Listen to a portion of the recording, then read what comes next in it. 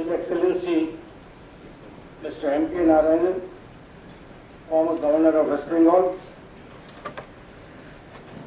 Mr. Mukherjee,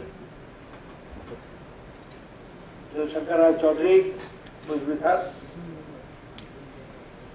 distinguished speakers from India and abroad, Excellencies, my colleagues in the Governing Council, friends from media,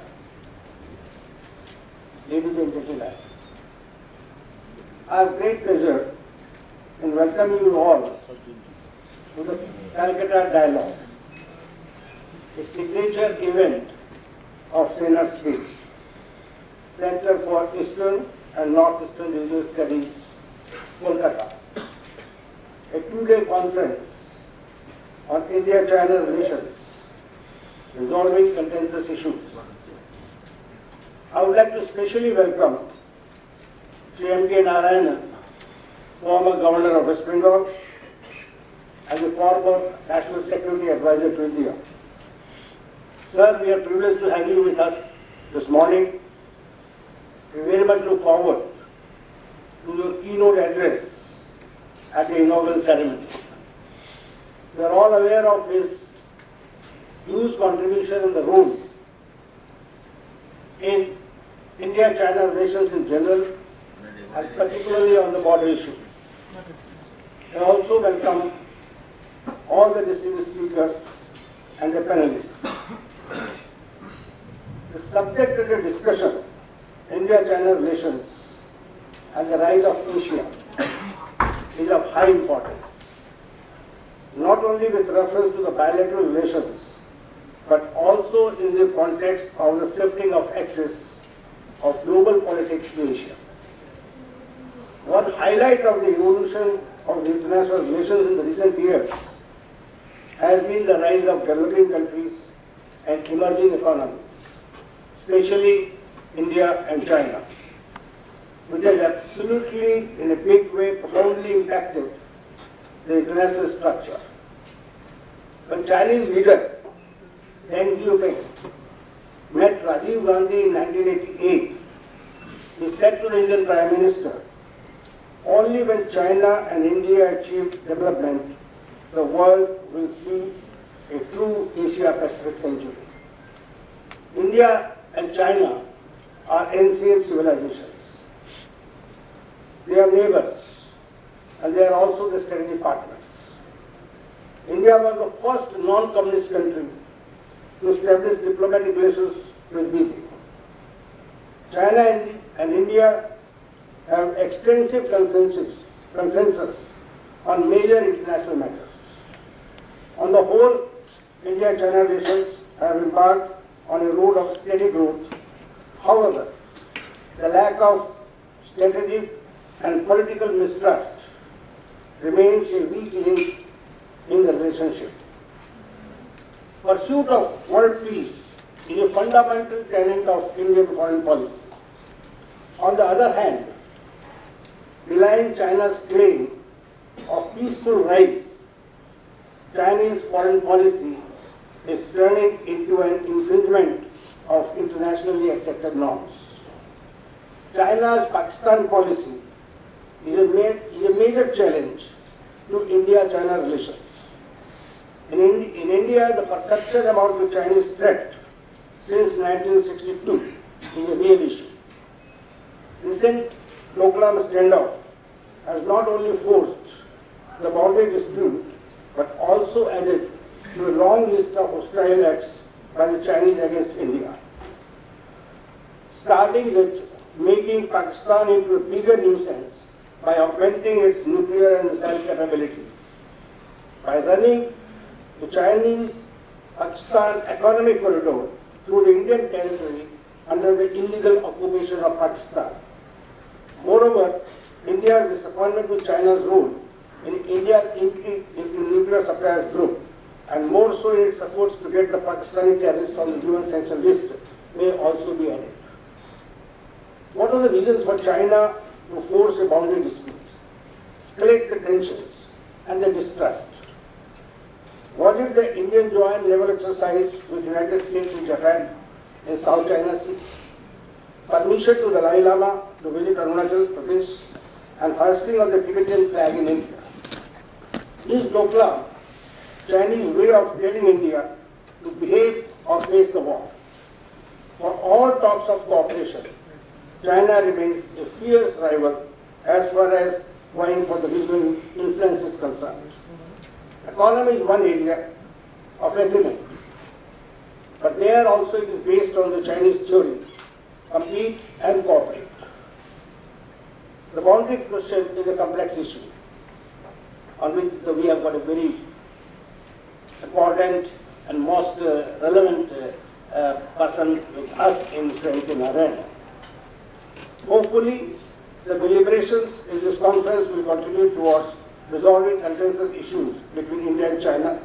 It will only be possible if two countries put friendship first, foster the security concept of the mutual interest by accommodating each other's core concern and appropriately handling the differences and tension. It represents the call of the time.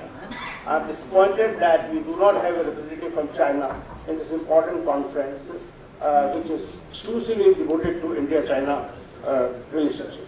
Thank you very much. Thank you, friends.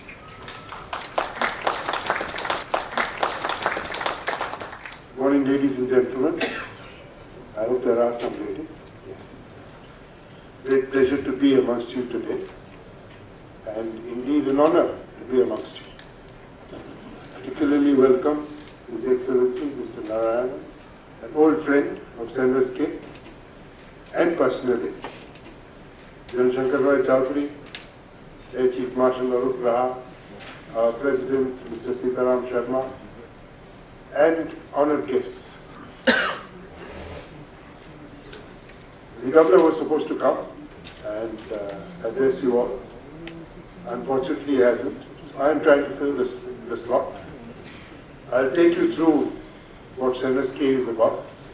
And in addition to that, I'll talk a little on geostrategic and geopolitical aspects, which have a bearing on the subject of our discussion.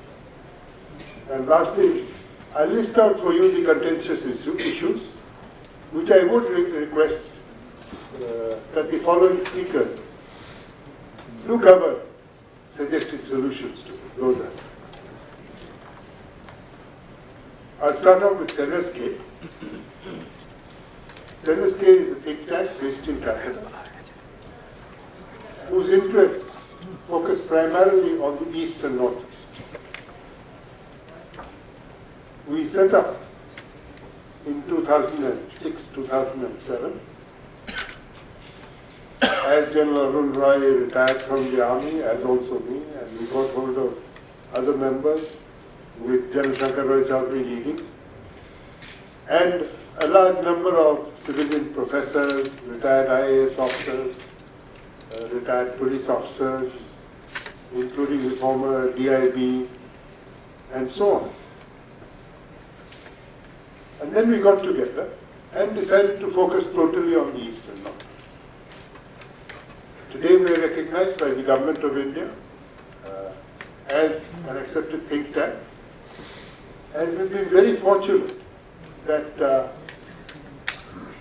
80% of the recommendations that we made to them, either to MHA or the MEA, have been accepted by them and in fact are in various stages of implementation.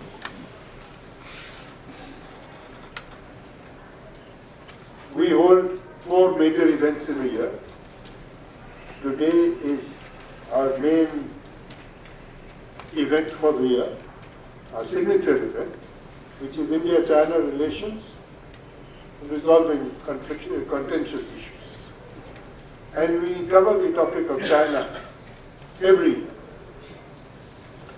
since it's a matter of particular interest to all of us.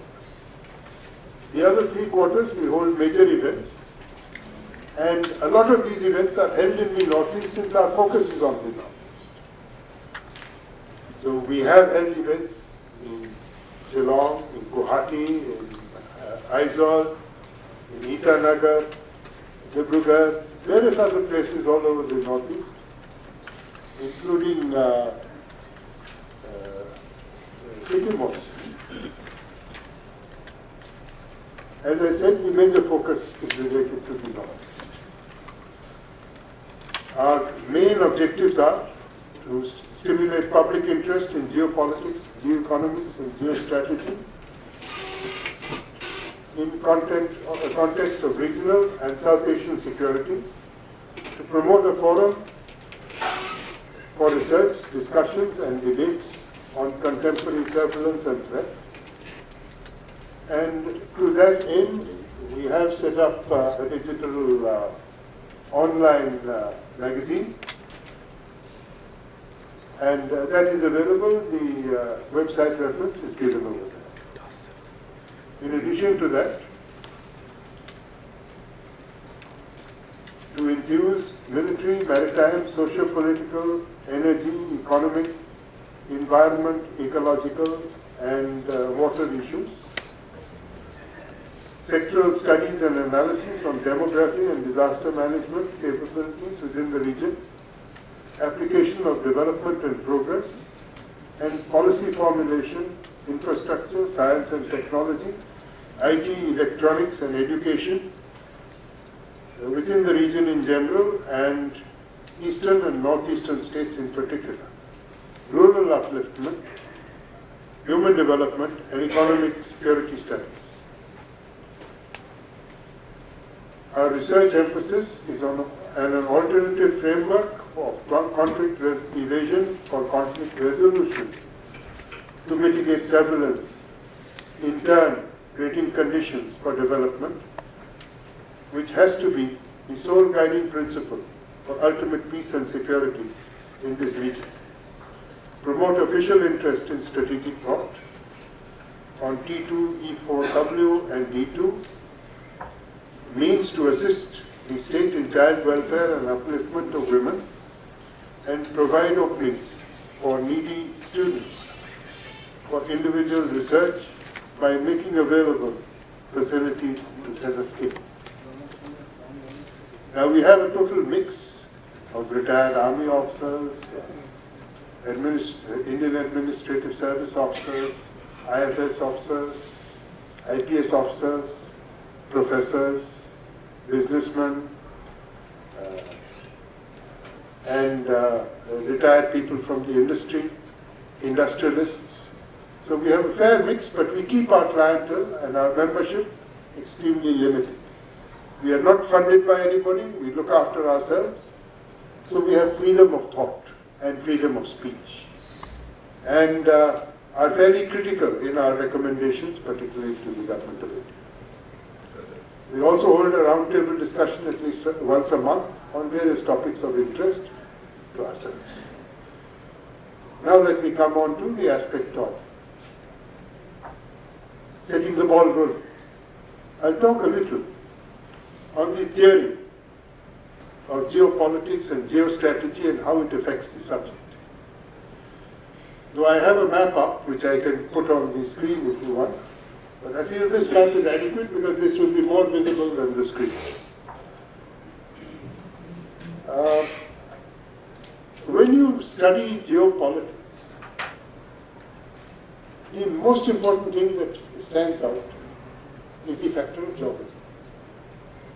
And geography is most important in deciding the course of your foreign affairs or the functioning of your home affairs, as also economic issues. And we frequently lose sight of this in framing our foreign policy. There are certain well-renowned geographers who have analyzed history from the point of view of geography. I'm going to cover a few of them. Alfred J. Mackinder,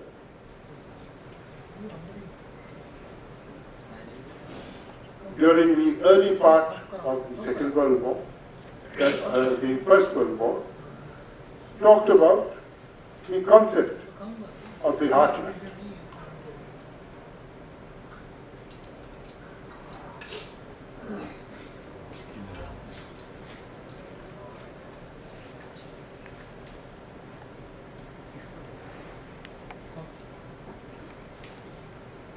Now what he basically prophesied, after analyzing history, that he who rules the heartland will rule the world. And therefore he analyzes that the heartland of the continent of Eurasia, which is the entire space, extending all the way up to the Atlantic Ocean,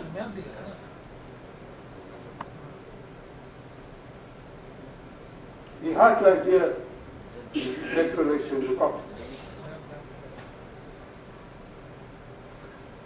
which the Soviet Union lost and broke up, because that is where whoever controls the heartland controls the world. The resources of the world, maximum resources are located there, whether you take oil, whether you take strategic minerals, and historically, it is whether you take the Mongols, Tartars, Huns, they all rolled down from that area onto Europe or onto Asia. And he gives examples throughout history in relation to the strategic thing. USSR lost it, and before that, repeatedly Russia, as in the olden days, in terms of empires,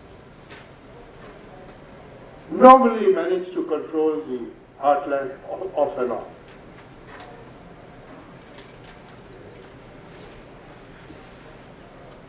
But when you analyze it further, then it also boils down to,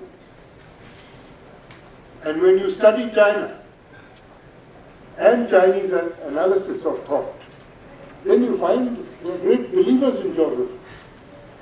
And their entire focus is on the Central Asian republics and Iran and the surrounding area. They have also accepted that as a concept, and part of it as part of overall geopolitics.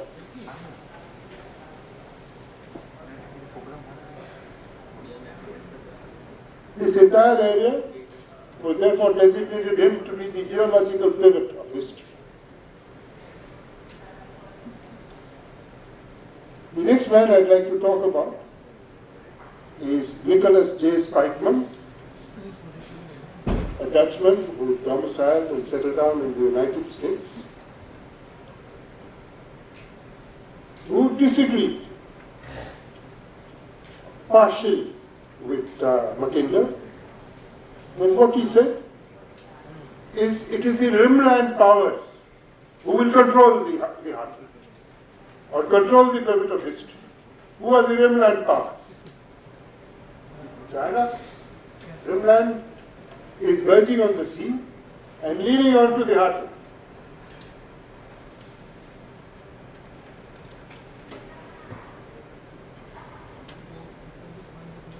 India is also considered a rimland power, along with Southeast Asia and the Middle East. And when he talks about the geological pivot of history, he accepts that the heartland is important, but it is the rimland powers who will control the heartland.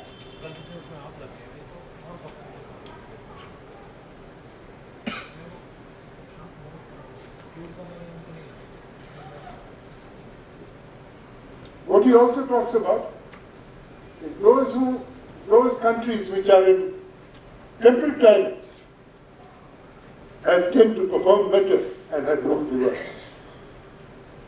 That is why Europe, China, northern parts of Russia are doing much better than those countries which straddle the tropics.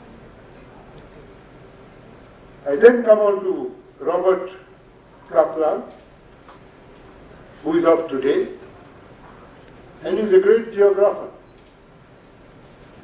He accepts the theory of both and combines them, and is very insistent that in framing foreign policy, and foreign affairs, you must examine geopolitics and geostrategy very carefully. I then come on to Paul Bracken, who is again contemporary, who talks about all countries having expanded through time, and now there is a crisis of space, so there is bound to be confrontation. China has not suffered from this crisis of space so much, because with the Soviet Union pulling out of Central Asian republics, the space is vacant, which is being occupied by China, as is Tibet. Then we come on to Alfred Thayer Mahan. Navy guys would know him very well, because Robert Kaplan says specifically in his thesis that it's the Indian Navy and the Chinese Navy who study Mahan most, and claim that whoever rules the sea, the Pacific and Indian Oceans, will rule the world, coupled with the Rimland theory. And he says it's the Rimland nations who have to get seafaring and then rule the world. And he gives examples throughout history of the British, the Americans, and so on. Russia has suffered because it doesn't have access to the sea, or worthwhile access to the sea. Until they can get that, they'll remain a middle-ranking power.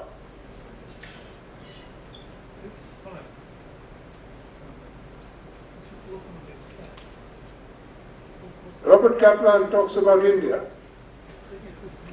and he says India's basic problem is, whilst it is a rimland power and has tremendous resources, it has major disadvantages. And the disadvantages are that geographically it has never had a homogeneous population, because populations in history are built up on riverbeds. So you had the Indus, the Ganges, the Brahmaputra, the Kaveri, the Godavari, and so on. And therefore communities have remained segregated, and they're not politically one. So unless India surmounts that, they're going to suffer. Also, because of insecure frontiers there and insecure frontiers in Southeast Asia, India has a lot to do to resolve its issues. And it's only if it resolves these issues that it will become a major power. I'm just talking geopolitics, not standing on anybody's toes. I last of all want to just summarize the contentious issues. Firstly, 1962 didn't occur due to a border dispute. It occurred due to ideological flaws or problems that China had in relation to India. There's an excellent book on the market now by Beryl Lifner. I would recommend that book to you. It's on China's India war and is a counter to Neville Maxwell.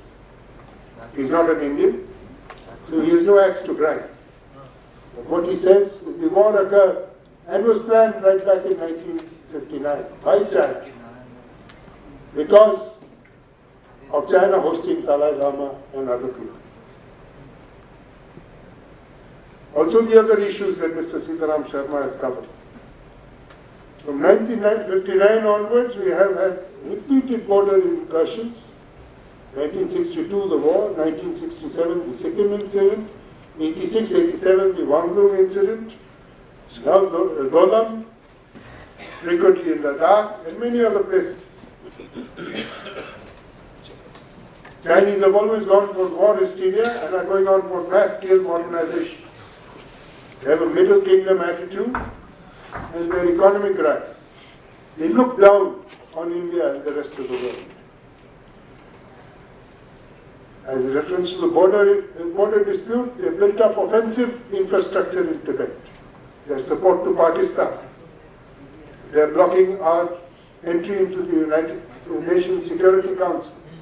and into the NSG, colluding with Pakistan on the J&K nuclear proliferation issues. The China-Pakistan Energy Corridor and OBOR and the DCIM EC, instigating small neighbors and trying to contain India with the presence all around. The string of pearls concept, in which they're trying to contain India, support and blocking prosecution of Masood Azhar, the Brahmaputra issue, which would be talked about later, the deficit in the trade balance, and flooding the country with Chinese goods. As far as the Chinese are concerned, their issues are Indian sanctuary to Dalai Lama, Indian interference in Tibetan affairs, the border dispute, causing up to USA, Japan, Australia and Vietnam and the Quad, South China Sea, not bowing down to China, the OMOR and BCIM, the Dolam incident, intrusion into Siam sector recently, a very poor opinion of Indian democracy, and overall, a general poor opinion of India. Thank you very much.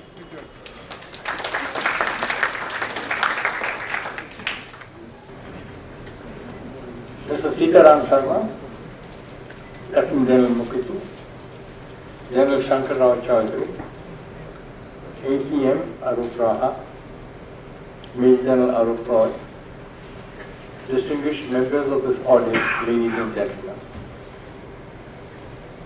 It is a privilege to speak once again at a Cenerex K event. I had the privilege of doing so as a governor, and since then I've been here, I think, a couple of times. It is my experience that Cenerex events are well thought out, and the event and the subjects that are chosen are of great value from the point of India's strategic concerns. It is therefore with a great deal of satisfaction and happiness that I accepted the invitation with General Roy gave me to participate in this event. Focusing on a particular part of the world so as to give a measure of thought and opportunity for prognostication, I think makes Cenerex events particularly interesting from the point of view of people who are interested in state relations. I also thank you, Mr. Sitaram Sharma, for the generous introduction. And I particularly enjoyed General Mukherjee, Lieutenant General Mukherjee's backdrop to today's event, and his particular reference to the Mackinder thesis. I think perhaps Cenerex may take up the issue of the Mackinder thesis, because I think if the 21st century is going to be the Asian century, a great deal of what he said makes sense from what the future holds for not only India and China, but the whole of Asia and perhaps the whole of Eurasia. What do we have today? As was indicated in the blurb that was provided to all of us, with the dawn of the 21st century, the axis of global politics has shifted to Asia. This has also shifted the focus from the Atlantic Pacific to the Indian Ocean, which has become the new strategic chessboard of great power politics. The shift has been bolstered by the rise of China and India, who have emerged as key players in the region, making it the Asian century. We've heard so much about the 21st century being the Asian century, and this is increasingly proving to be true. Asian economies have outstripped the economies of the West today, and Asia has become the engine of global growth. This has triggered exponentially accelerating changes across Asia and beyond, including new paradigms of thought, action, and behavior. So today's event is particularly relevant to our century and our times. I, however, start with a caution, notwithstanding what the future holds for Asia. Asia is having to deal with multiple strands of thought, multiple perspectives, and multiple courses of action. It is at the same time a theatre of multiple competitions, as also of conflicts and strategic rivalries. This has prevented Asia from achieving its true potential.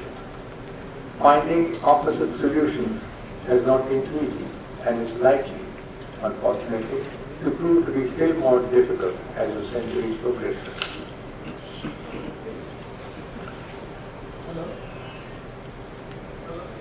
I can go on the screen, but I'm constrained by the demand that was put on me that I should speak on China and India principally, the ebbs and flows of India-China relations. It has been oft repeated, but it still bears talking about, that the concurrent emergence of China and India as Asia's major powers, economically and politically, is a geopolitical event of historical significance.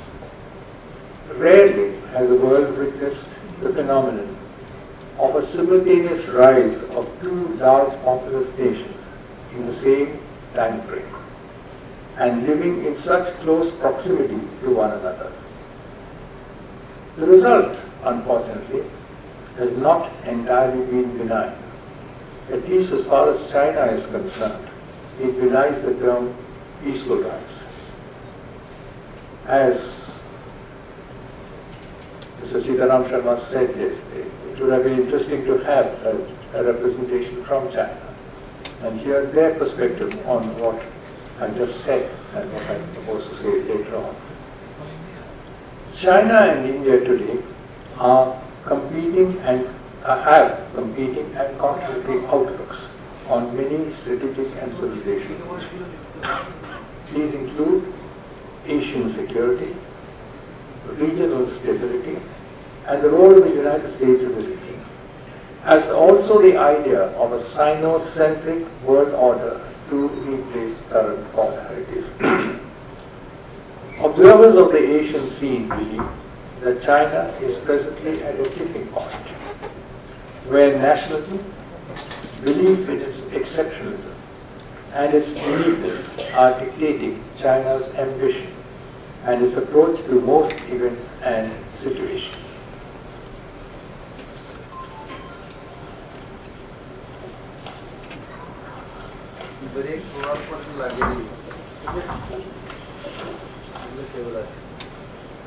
This trend had already begun to be evident by the turn of the century.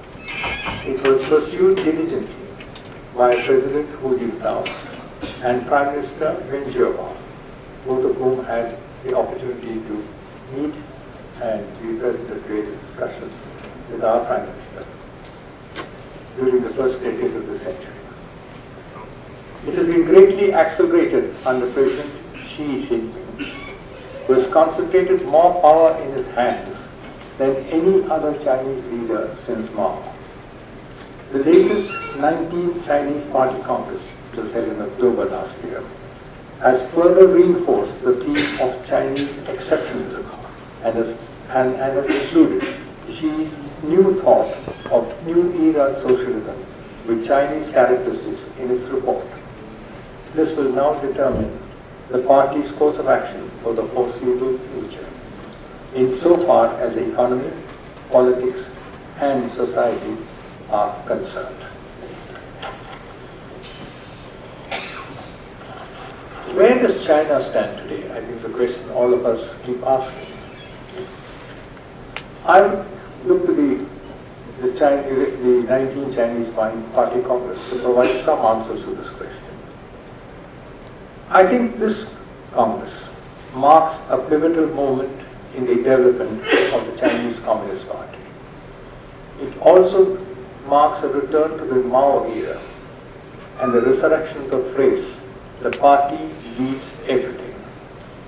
It has effectively buried Deng Xiaoping's well-known aphorism and advised to party members, namely, to maintain a low profile, and I quote, "coolly observe, calmly deal with things, hold your position, hide your capacities, bide your time, accomplish things where possible," quote ends.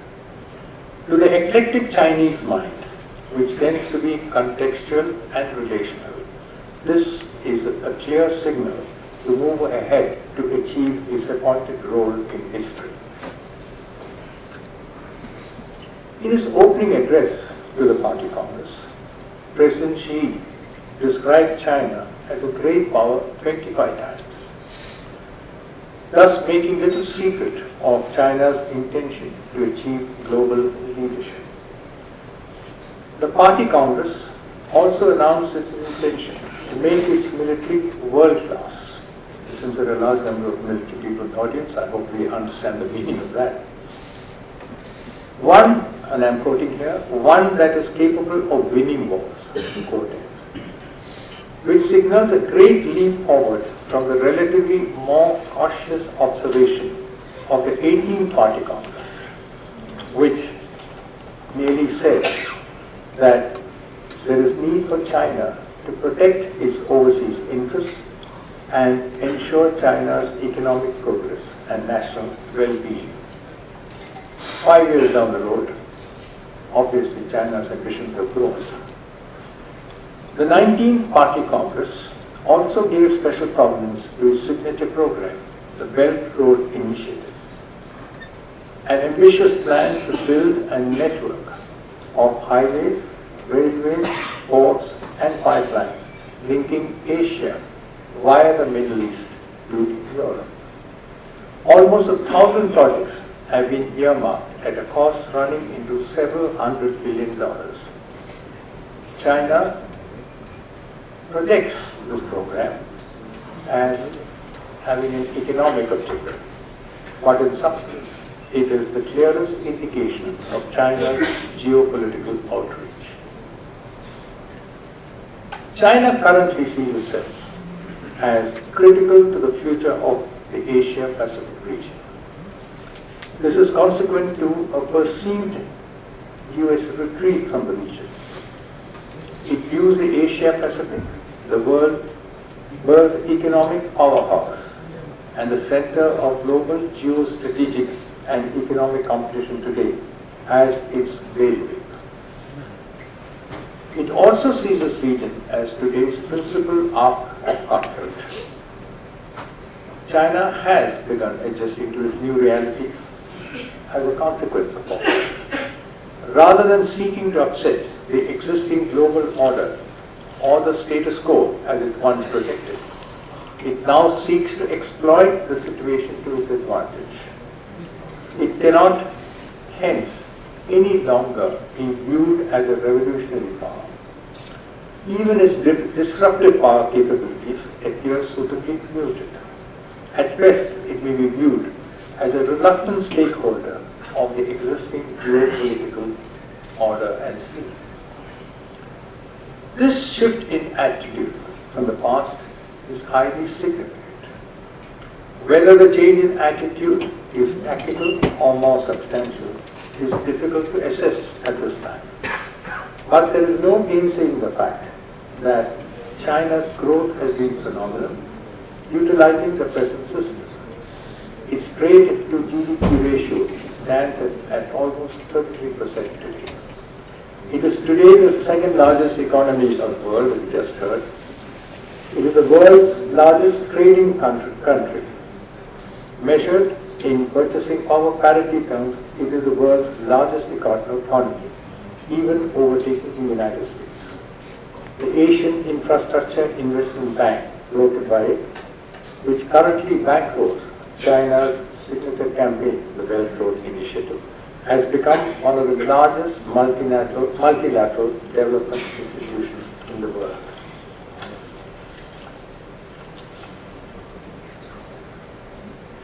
Let's take a look at China's current orientation.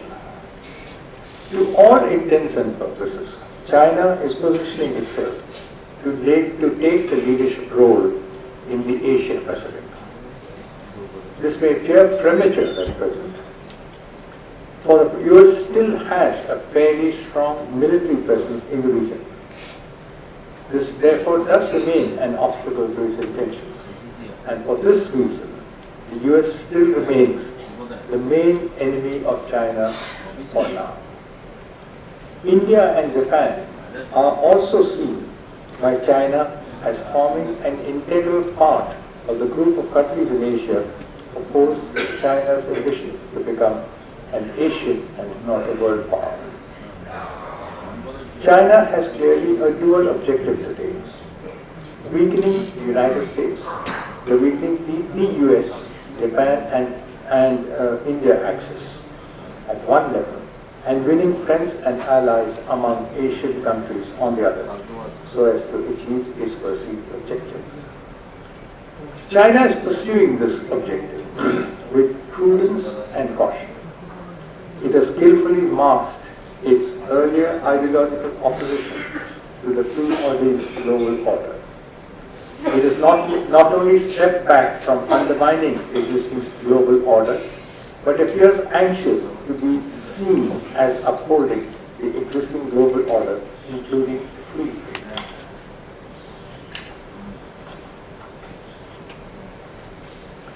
Where does all this leave India-China relations? I would say that the unevenness of the ebb and flow of India-China relations in the modern era is an essential part of the dynamics that characterizes Asia today.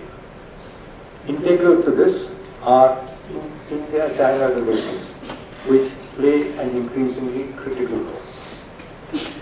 In the 1950s, when India and China were trying to sort out their new destinies, Sino-Indian relations were perceived to be relatively warm. Even at that time, as papers relating to that period subsequently revealed, China was uncomfortable about countenancing an equal relationship with India.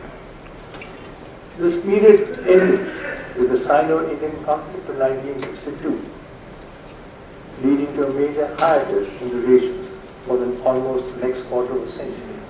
As General Mukherjee said a few minutes ago, the Sino-Indian conflict of 1962 had less to do with the border than with China's determination to ensure that India did not step out of line and did not see itself as an equal to China. This goes back to the Bandung Conference of 1955, when Chow En-lai, while having a smile on his face, was distinctly uncomfortable about Pandit Jawaharlal Nehru shepherding him as a junior partner to the Asian Conference. So there is an intrinsic missing element in the Sino-Indian relations, whatever may be the level of Indi-Chini Bye-Bye that we talk about. Beginning 1988, India-China relations started to improve. This persisted for much of the subsequent 2 decades. Some movement could also be seen with regard to the settlement of the border dispute, including the signing of an agreement on political parameters and guiding principles for the settlement of the border dispute. Since 2010, we are, however, witnessing yet another phase of deterioration in relations between the two countries. It would be a great mistake for us to think that, at least at this point in time, that India and China can be friends.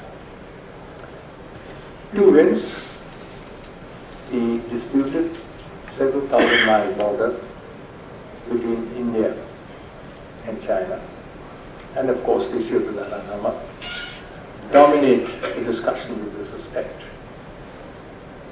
The true fact is that the Chinese are indeed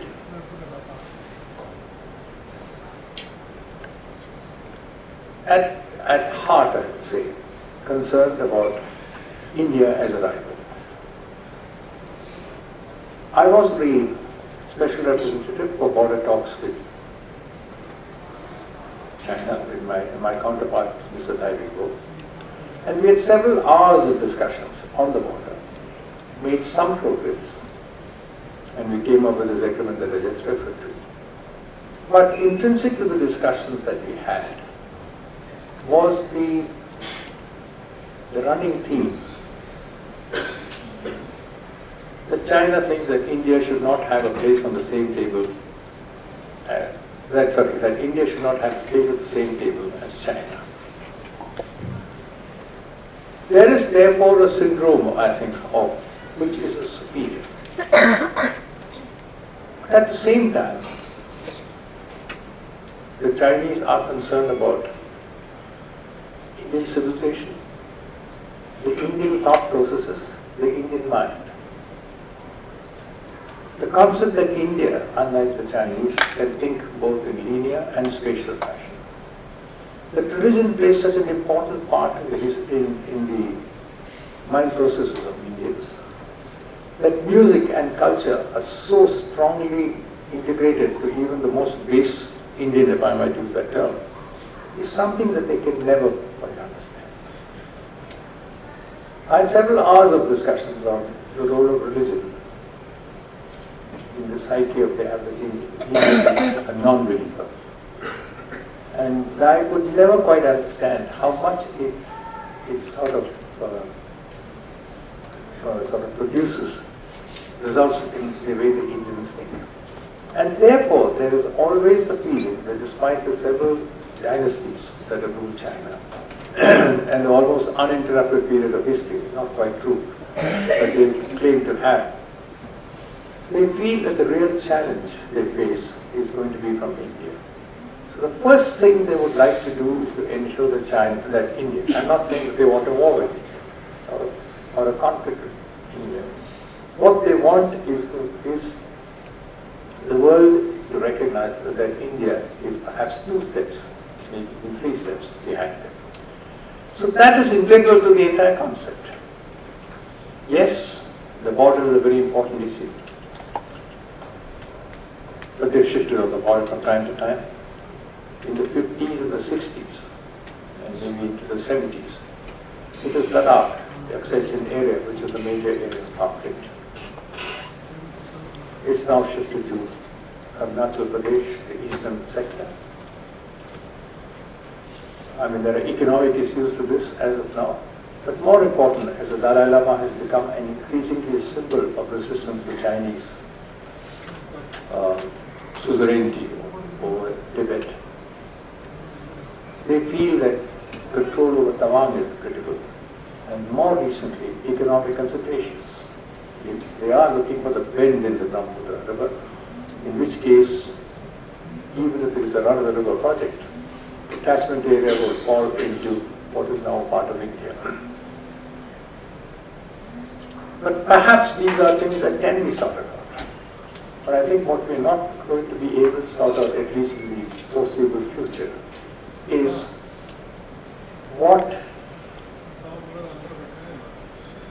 who is going through the Chinese mind. How would they look at events? How would they deal with it? Consistent with their thought process is the feeling that if you allow other nations across the world, you would to recognize India's potential, they would be at a disadvantage. So there is going to be a constant conflict. And today, as the first speaker as far as the seminar is concerned, I think I would like, at least such as those who are present here now, to think over this matter, because it isn't 1 or 2 events. It's not China's military might vis-a-vis India's. It's not China's economic, no longer the potential, but economic abilities vis-a-vis India's, etc., etc. And more importantly, the way China is employing what I use the term waiting tactics. Strangle India to make all your friends their friends, leaving you friendless, if I might say so. I think that is the central theme of what is Chinese policy today. And I think we need to keep that in mind. I'm stressing this. And I would say, as far as this part is concerned, that there is no finality in anything that the Chinese do. They bring it back again and again as time goes on. What are the strategic challenges that lie ahead between India and China? One thing is very clear. China has always been interested in trying to right what they call historical wrongs. I mean, their perception of history, that is. Under President Xi, and still more so after the 19th Party Congress, I think this determination to overcome or set right historical wrongs of the past and assert its claims on the disputed territories is likely to intensify still further. Consequently, finding solutions such as those for the vexed India-China border dispute is likely to become increasingly more difficult, or for that matter, about our relationship with the Dalai Lama. I would urge this audience to recognize the fact that we need to be realistic in doing the Doklam-ist, which was referred to earlier. The Doklam incident is what I would say, not merely one of a kind, but certainly is a signal. It marks a renewed phase of what is termed in international relations as nibbling, even while asserting its territorial claims over the territory. China is least concerned at the moment at the possibility that if it continues to insist on what it believes is its rights, it could lead to heightened border tensions, which do have a potential to lead to unexpected consequences. The problem is that China seems more confident today than ever before. Also that it thinks, as perhaps rightly so, that the military power balance in Asia and the Australasian region is tilted in its favor. Further, that it can face up to any challenge, even if the US is inclined to back any anti-China move. China's defense budget for 2017, I mean, this is stipulated what they have announced, but they have always conceived aspects to it, is over $152 million today. This is far larger, 1 billion I should say. This is far larger than the combined budget of all other nations in the region, including India. As I mentioned, the 19th Chinese Party Congress not only underlined that China needed to have a military that is world-class, but also one that is capable of winning wars. Any concessions relating to the South China Sea dispute on the part of China should hence be ruled out. China is again employing a mixture of economic blackmail of nations in the Asian and Australasian region, with making new friends and strengthening relations with other countries in the region. India is the principal target of such Chinese maneuvers. Pakistan is one of the kingpins of this overall strategy. These tactics are proving to be fairly successful.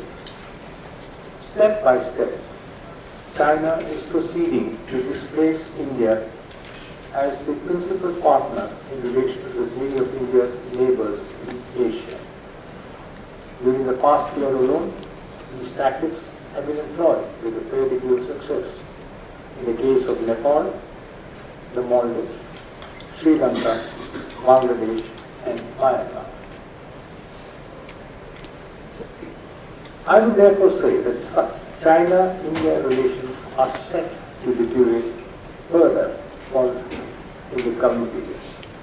India's strong objection to China's signature program, the Belt Road Initiative, and the steadily improving relations between India and the US are further irritants in the relationship. The most recent national security strategy of the United States has referred to India as a leading, as a leading global power and as a stronger strategic defense partner. It commits the US to expand defense and security cooperation with India while portraying China as a strategic competitor and a revisionist power in the region. This is certain to act as a lightning rod in further vitiating India-China relations. India's association with the quadrilateral or the Quad, that is US, India, Japan, and Australia, is certain to aggravate matters still further. China seems intent simultaneously to pursue aggressive diplomatic initiatives in many regions of Asia which are of direct concern to India, namely Afghanistan and West Asia. Certain other related steps taken by China, such as consolidating its takeover of Gwadar Port, Pakistan, and Hambantota, Sri Lanka, together with China's establishment of a base in Djibouti on the Horn of Africa, and the announcement that it would set up many more such outposts, clearly smack of tactics, as I said, of Vichy tactics to strangle India. All this is certain to upset the balance of power in the region to India's disadvantage. China's encouragement to countries like Pakistan, which are inimically disposed towards India, are all form part of this broad objective. One should also not overlook China's soft power offensive. This has a direct bearing on what's taking place in the Asian region, not elsewhere else. China's counter-narrative, embracing elements of Buddhism, Confucianism, and Maoism, and extolling China's ancient wisdom, is pitted against India's philosophical outreach. This is likely to be a major area of discord or confrontation between the two countries in the coming period. In conclusion, I would ever again that it would be futile to think that while China has shown some degree of accommodation as far as the world is concerned, and is presently supporting the rule-based international order, the same is unlikely to extend to India-China relations. India and China, as Mr. Sitaram Sharma said a few minutes ago, are antagonistic neighbors and rivals. China is more likely to be inclined to accentuate the negative in our relationship and seek to further disturb the existing status quo as far as Sino-Indian relations are concerned. One instance of this, just as an example, is I think China seems to be positioning itself to wage a water war with India and is actively considering reducing the flow of water into the Brahmaputra river, using the excuse that it needs additional water for the Tibetan plateau. I would hence conclude by saying the differences between the two countries are only likely to deepen. Old formulations and principles have clearly outlined their utility. Finding common ground to restore relations between the two countries will not be easy. I hope this seminar will provide some leads as to how to achieve this. Thank you very much.